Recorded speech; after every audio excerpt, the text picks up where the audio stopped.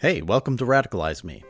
If you enjoy the following video, please like, comment, and subscribe, and be sure to check out my podcast of the same name on all platforms. I'm going to do something unheard of on YouTube, a leftist commentary on Jordan Peterson. No, I know it's been done to death, but I want to focus on a particular claim he likes to make, which is that academia is full of Marxists. Peterson argues that we're seeing a rise in the influence of cultural Marxism, which is a phenomenon whereby actual Marxists, ostracized from the political sphere because of the catastrophic failure of communism, retreated into academia where they could infiltrate and indoctrinate the minds of the youth. And they do this by kind of dressing up or disguising Marxism as some social justice cause or another. So the idea is that American Marxists had to flee to the only place where they'd be accepted. Noted communist institution, the university, where they provide necessities like housing, food, and education for free, where property and profit go to die. Universities. I'm not saying there are no Marxist professors, but the idea that Marxists and communists would be particularly welcome at universities over any other place in society doesn't really make sense and actually has no basis in any data. Universities, especially private universities, are thoroughly for-profit capitalist enterprises. Not only is a university a business with employees who are subject to the rules of their bosses, the stated purpose of a university is to place graduates in jobs. The entire system is designed to be a function of capitalism. But of course, just because a college is a business doesn't mean they don't have a bunch of Marxists working for them, right? You know, most of the world's Marxists live under capitalism and need jobs. Which is why we have to infiltrate and corrupt the minds of the youth so that we can desensitize people to our radical beliefs and ultimately overthrow capitalism. But besides that, is there any truth to the claim that Peterson and other right-wing edgelords love to make that universities are full of Marxists? Well, facts don't care about our feelings, so let's look at some data. Perhaps unsurprisingly, there's actually hardly any data available on this subject. Come to think of it, I can't think of one time Peterson or Shapiro or any of these dinguses have even cited anything about it. And I've watched a lot of their bullshit. But I looked into it for myself, and the only source I could find that directly addressed this question comes from a 2007 paper titled "The Social and Political Views of American Professors," written by Neil Gross of Harvard University and Solon Simmons of George Mason University, and based on a survey of American professors. The survey found that self-identified Marxists are rare in academia today. The highest proportion of Marxist academics can be found in the social sciences.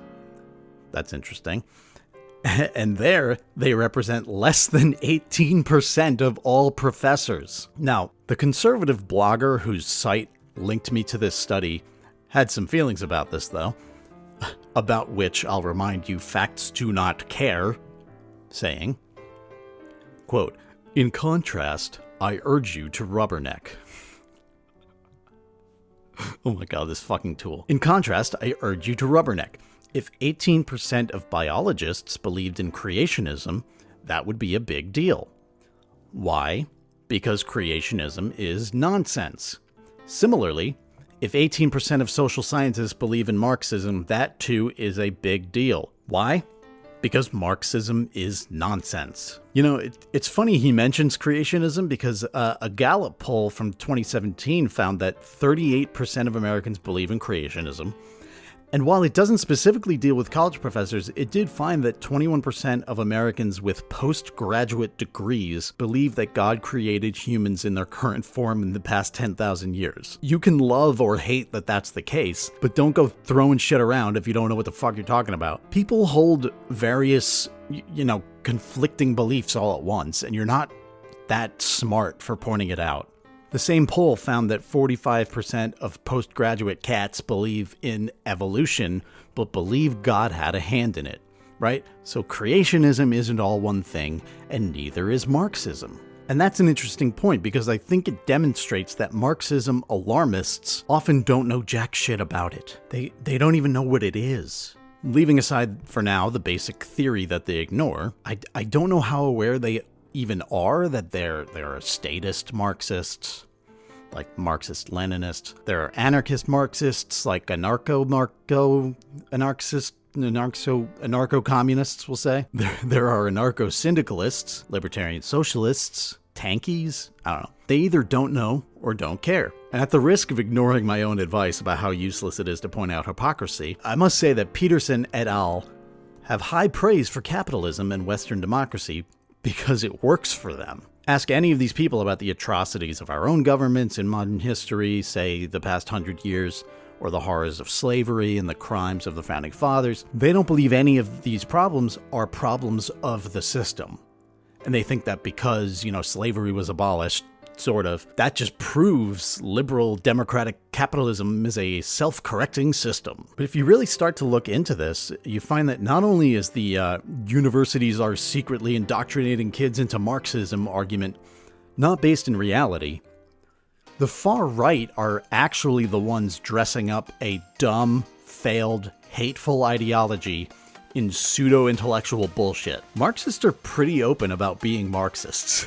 Angela Davis isn't pretending to not be a communist so she can breed SJWs or whatever. But you know who is pretending to be non-ideological while weaving extremist ideology and hate into their rhetoric? Jordan Peterson, Stefan Molyneux, PJW, Bonk Sheboygan.